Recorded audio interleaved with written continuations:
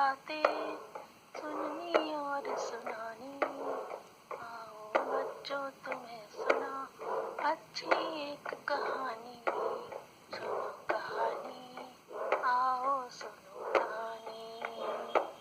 सुनो कहानी, आओ सुनो कहानी।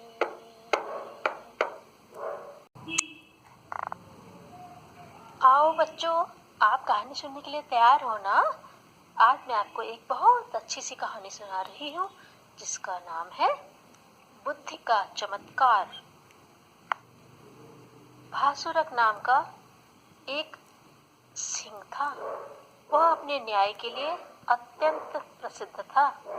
एक बार वनराज सिंह न्याय करने के लिए सिंहासन पर बैठे थे। दरबार खचाखच भरा हुआ था। फैसला सुनने के लिए सियार, भालू, बत्तख, बंदर, लोमड़ी, गीदड़ सभी उपस्थित थे। दरबार की शोभा बहुत ही निराली थी। वनराज के एक ओर मंत्री रीछ विराजमान थे, दूसरी तरफ सेनापति वानर बैठे थे। तभी एक मुर्गी आई। वह बिलख बिलख कर रो रही थी। उसकी आंखें लाल हुई हुई थी, पंख टूटे हुए थे, पीठ से रक्त बह रहा था, पंजा भी आधा टूट गया था। मुर्गी की यह करुण दशा देखकर, उसकी चीत्कारें सुनकर सारे दरबार में मौन छा गया था। तुम्हारी यह दशा किसने की है? मंत्री रीछ ने खड़े होकर पूछा। महाराज, मुर्गी ने सिर झुकाते हुए कहा, आज मैं बच्चों के लिए खाना जुटाने जंगल के उस ओर चली गई थी। वहीं एक वनमानुष ने मेरी यह दुर्दशा की है। पर वनमानुष तो हमारे जंगल में कोई है ही नहीं, शेर ने कहा। मुर्गी ने फिर प्रणाम करते हुए कहा, वह दूसरे जंगल से आया है और कह रहा था कि हमारे राजा तुम्हारे राज्य पर हमला करेंगे। इसी बात पर मेरी उससे चकचक हो गई, तभी उसने मेरी यह दुर्दशा कर दी महाराज। यह सुनकर सिंह चौंक उठा। वह जानता था कि पड़ोसी जंगल का राजा बड़ा ही खूंखार है। युद्ध में व्यर्थ ही जानवर मरेंगे, अतएव किसी तरकीब से युद्ध रुकवाना चाहिए। सिंह ने कुछ समय तक विचार किया, फिर सेनापति वानर देव के कान में कुछ कहा और उसे वन मानुष के पास भेज दिया। सेनापति बड़ी ही तीव्र बुद्धि वाला था। वह लंबी सेना लेकर निकला और रास्ते में प्रधान सैनिकों के कान में न जाने क्या क्या कहता रहा। अपने जंगल की सीमा पर जैसे ही वानर पहुंचा, उसे वन मानुष की गर्जना सुनाई पड़ी। आ जाओ, लड़ाई के लिए तैयार हो जाओ, अपने महाराज को सूचित कर दो, हमारे राजा सेना सहित आ रहे हैं। वनराज कुछ न बोला। कुछ समय बाद उसने देखा कि पड़ोसी सिंह अपनी सेना के साथ हाँफता, पसीने टपकाता हुआ चला आ रहा है। आते ही बोला, भाई पानी पिलाओ, बड़ा प्यासा हूँ। आपके स्वागत के लिए ही मैं आया हूँ श्रीमान, वानर ने कहा। उसने चुटकी बजाई। तुरंत ही कुछ सैनिक चमचमाते गिलास लेकर आ गए। वे सभी सुंदर सुंदर आकर्षक आवरणों से ढके हुए थे। जैसे ही सिंह ने आवरण हटाया, वह क्रुद्ध हो उठा। पानी की जगह गिलास में मिट्टी और पत्थर भरे हुए थे। यह क्या? सिंह ने भौहें चढ़ाते हुए पूछा।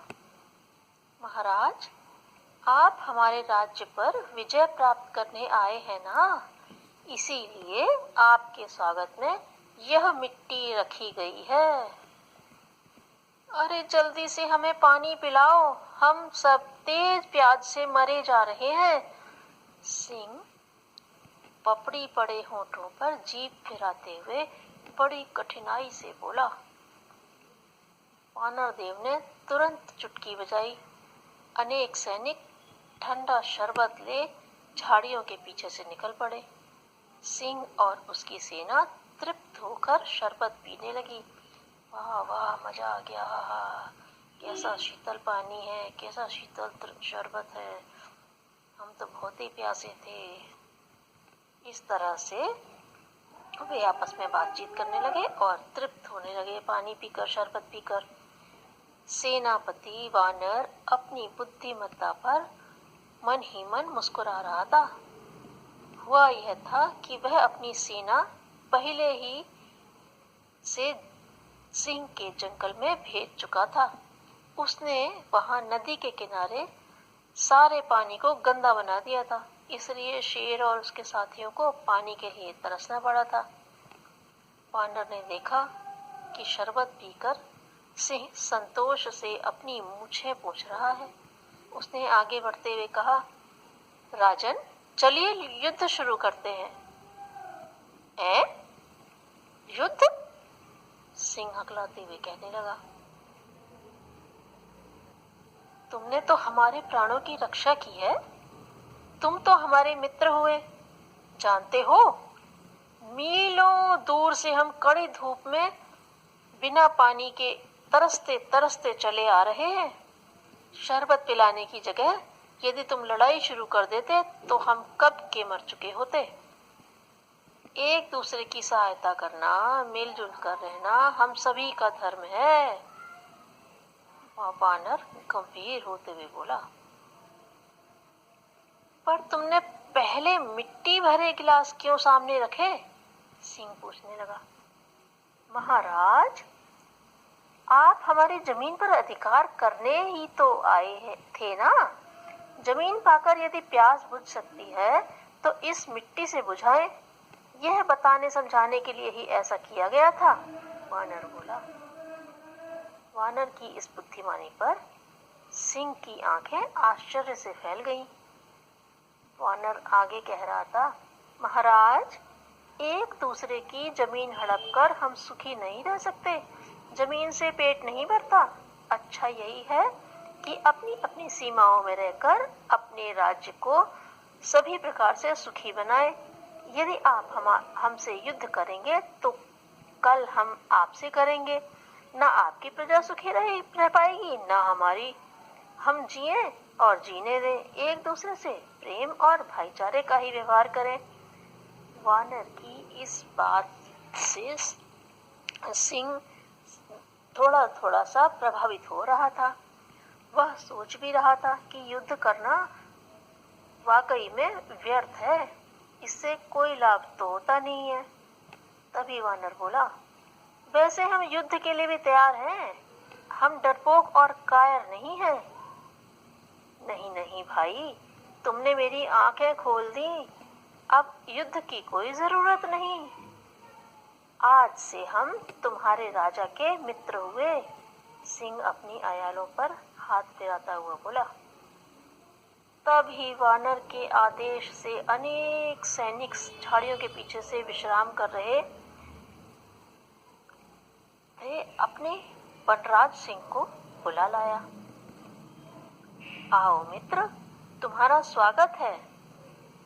उधर जंगल के सिंह ने अपना पंजा बढ़ाते हुए कहा, नमस्कार मेरे नए मित्र।